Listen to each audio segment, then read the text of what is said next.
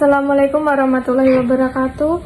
Selamat malam dan salam sejahtera untuk kita semua. Yang terhormat Bapak Dr. Wirmi Eka Putra, SCMSI, selaku dosen pengampu mata kuliah Tata Keuangan Pemerintahan. Di sini saya selaku moderator yang bernama Aisyah Putri, dan anggota saya yang pertama ada Andini Azhara, yang kedua ada Feni Adida Putri, yang ketiga ada Seli Ayu Karomah, yang keempat ada Akram Muzaki, dan yang terakhir ada M. Rifki. Baiklah, di sini saya akan mempresentasikan hasil video presentasi kami. Baiklah, di sini saya akan membacakan definisi dari PPT kami. Yang pertama, ilmu yang mempelajari penerimaan pengeluaran negara beserta dengan seluruh akibatnya. Keuangan negara didefinisikan juga berdasarkan objek yang meliputi semua hak dan kewajiban negara yang dapat dinilai dengan uang, termasuk kebijakan dan kegiatan dalam bidang fiskal, moneter, dan pengelolaan kekayaan negara yang dipisahkan seperti uang dan barang yang dapat dijadikan milik negara. Adapun definisi yang kedua, keuangan negara membahas dampak dari realisasi anggaran penerimaan dan belanja negara terhadap perekonomian, terutama terhadap pencapaian tujuan kegiatan ekonomi seperti pertumbuhan ekonomi, stabilitas harga, distribusi penghasilan, peningkatan efisien, serta penciptaan kesempatan kerja. Saya akan membacakan materi saya, yaitu ada perbedaan dalam cara berpikir antara subjek ekonomi negara dan subjek rumah tangga dan perusahaan, walaupun masing-masing sama-sama melakukan pengeluaran untuk membiayai kegiatannya, dan harus ada penerimaan sebagai sumber dana guna menunjang pengeluaran tersebut. Bagi subjek ekonomi rumah tangga dan perusahaan, pengeluaran bertitik tolak pada besarnya penerimaan yang ada. Yang ketiga, sedang bagi subjek ekonomi negara, bukan penerimaan yang menentukan pengeluaran, tetapi sebaliknya, yaitu penerimaan negara disesuaikan dengan target pengeluaran negara. Adapun sistem kapitalis, dalam sistem perekonomian yang menganut paham liberalisme dan kapitalisme, dikehendaki adanya kebebasan individu dan mutlak, dan tidak membenarkan pengaturan ekonomi oleh pemerintahan kecuali dalam hal-hal yang tidak dapat diatur sendiri oleh individu atau masyarakat. Dengan kebebasan bertindak dan berusaha memenuhi kebutuhan sendiri sesuai dengan apa yang diinginkannya, manusia dapat mencapai kehidupan yang harmonis. Apabila setiap orang sudah merasa makmur dan sejahtera, di mana sebuah kebutuhannya telah dipenuhi, maka semua orang dalam negara yang bersangkutan dengan sendirinya juga akan merasa makmur dan sejahtera. Sekian, terima kasih. Selanjutnya, sistem sosialis. Sosialisme dalam bentuknya murni menghendaki dipuskannya kebebasan individu dan pengaturan kehidupan ekonomi harus dipegang oleh pemerintah sebagai organisasi yang mewakili para individu. Dalam artian, pemerintahlah yang mengatur distribusi barang konsumsi, bahkan mengatur pendidikan serta memperbaiki kesehatan dan sebagainya. Dalam perkembangan ekonomi bangsa-bangsa di dunia, tidak ada lagi sistem ekonomi yang ekstrim atau yang murni. Sebagian besar negara di dunia menganut sistem perekonomian campuran. Mengenai mana yang lebih sosialis atau lebih bersifat kapitalis hanya tergantung pada derajat atau sampai seberapa jauh peranan pemerintah dalam perekonomian negara yang bersangkutan. Pemerintah perlu ikut campur tangan dalam berbagai kegiatan ekonomi karena mekanisme pasar yang dianut oleh sistem kapitalis yang murni memiliki berbagai kelemahan atau market failure. Pada dasarnya, kelemahan-kelemahan tersebut timbul karena hal-hal berikut. 3.1. Adanya barang kolektif atau collective goods. Barang kolektif atau disebut pula sebagai barang publik atau public goods, yaitu barang dan jasa yang secara sederhana tidak dapat disediakan melalui jual beli di pasar. Barang dan jasa ini tidak harus disediakan untuk orang-orang sebagai suatu keseluruhan, dan bukannya disediakan bagi orang-orang yang individu. Ini adalah prinsip non-rivalry atau tidak bersaing. Konsumsi seseorang tidak akan mengurangi tersedianya barang atau jasa tersebut bagi seseorang atau sekelompok orang lain yang ingin mengkonsumsikannya.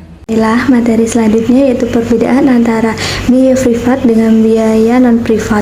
Ya, ini perbedaannya ada di tidak harus membayar semua pihak swasta itu tidak harus membayar semua kegiatannya yang ditimbulkan oleh pihak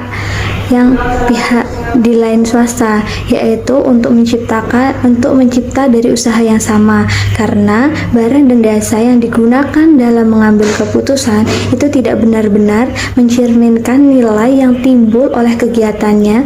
Akibatnya, keputusan produsen swasta yang didasarkan atas harga-harga tersebut tidak dapat mencapai tujuan masyarakat yang maksimal.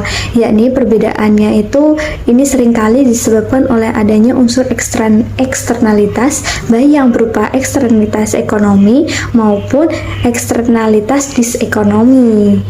Yang selanjutnya yaitu adanya resiko yang sangat besar dalam kenyataan masing-masing kegiatan, yaitu usaha yang memiliki resiko yang berbeda-beda dan ada juga yang memiliki resiko yang sangat berat maupun ringan. Biasanya kegiatan yang punya resiko sangat berat itu tidak akan pernah dijalankan oleh pihak swasta. Di samping itu, manfaat dari usaha itu tidak akan pernah dimonopoli oleh pihak-pihak yang tertentu, tetapi akan dinikmati oleh seluruh masyarakat, sehingga pihak swasta tidak akan mengambil resiko yang sangat tinggi dan belum tentu memetik hasilnya secara maksimal, dan tetapi berguna bagi masyarakat secara keseluruhannya. Jadi pihak swasta itu tidak akan pernah mengambil keputusan yang sangat besar dan merugikan pihak swastanya tersebut. Jadi pihak swasta itu tidak akan pernah mengambil resiko atau keputusan dikala memiliki akibat atau akhirannya yang sangat mengambil resiko. Baik, sifat-sifat monopoli dari suatu kegiatan. Banyak usaha atau kegiatan yang sebaiknya diusahakan secara monopoli untuk menghasilkan barang dan atau jasa bagi pemenuhan kebutuhan masyarakat. Jenis-jenis usaha seperti ini mempunyai sifat-sifat khusus, yaitu biaya rata-ratanya cenderung menurun dengan makin banyaknya barang atau jasa yang dihasilkannya, decreasing cost activities. Selanjutnya adanya inflasi dan deflasi. Mekanisme pasar tidak dapat mengatasi tekanan-tekanan inflasi maupun deflasi secara otomatis, tetapi pemerintah dapat mencegah timbulnya inflasi maupun deflasi dengan mempergunakan kekuasaannya. Pemerintah dapat menggunakan kebijakan fiskal maupun kebijakan moneternya untuk mengatasi tekanan-tekanan inflasi ataupun deflasi tersebut. Semakin berkembangnya perusahaan-perusahaan dan pabrik-pabrik, dengan mekanisme pasar, perusahaan-perusahaan dan pabrik-pabrik dapat berkembang. Tetapi dengan semakin berkembangnya pabrik-pabrik atau perusahaan-perusahaan, kemampuan para pengusaha dalam pengawasan secara otomatis akan menjadi semakin lemah, sehingga sampai saat tertentu akan mengalami penurunan output dan kesempatan kerja. Selanjutnya adanya distribusi pendapatan yang tidak merata. Mekanisme pasar tidak dapat secara otomatis mempersempit atau mengurangi perbedaan pendapatan yang semakin tajam dalam masyarakat. Dengan mekanisme pasar, golongan lemah akan menjadi semakin miskin.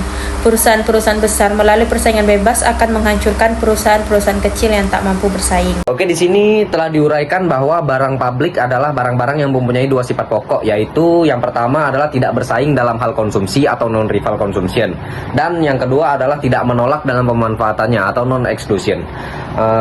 Jadi kalau suatu benda atau barang mempunyai dua sifat tersebut, apakah itu dihasilkan oleh pemerintah atau swasta, maka barang tersebut berfungsi sebagai barang publik atau public goods.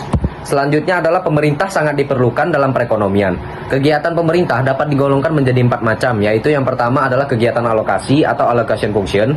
Pemerintah mengalokasikan faktor-faktor produksi maupun barang dan jasa untuk memenuhi kebutuhan masyarakat. Yang kedua adalah kegiatan redistribusi pendapatan atau redistribution function. Di sini adalah pemerintah melaksanakan redistribusi pendapatan atau mentransfer penghasilan dengan cara mengenakan pajak atau memberikan subsidi. Ini memberikan koreksi terhadap distribusi penghasilan yang ada dalam masyarakat yang kurang merata. Yang ketiga adalah kegiatan stabilisasi atau stabilization function. Pemerintah bertindak menstabilisasikan perekonomian dengan menggunakan berbagai kebijakan seperti kebijakan moneter, kebijakan fiskal, dan kebijakan perdagangan untuk meningkatkan atau mengurangi besarnya permintaan agregat atau agregat demand. Yang terakhir adalah kegiatan yang mempercepat pertumbuhan ekonomi atau development function untuk meningkatkan standar hidup penduduk pada tingkat yang layak dan mencapai kesejahteraan ekonomi yang lebih baik.